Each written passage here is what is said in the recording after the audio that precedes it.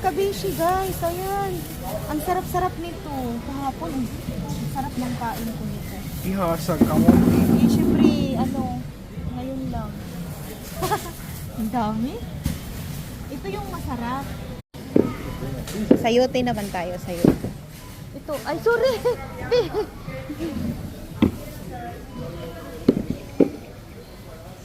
Bio, nak.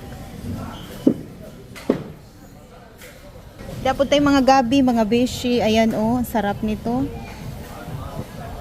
Ang gagandahan lang dito guys kasi malapit kami sa Mexico. So, ang product ng Mexico dinadala dito.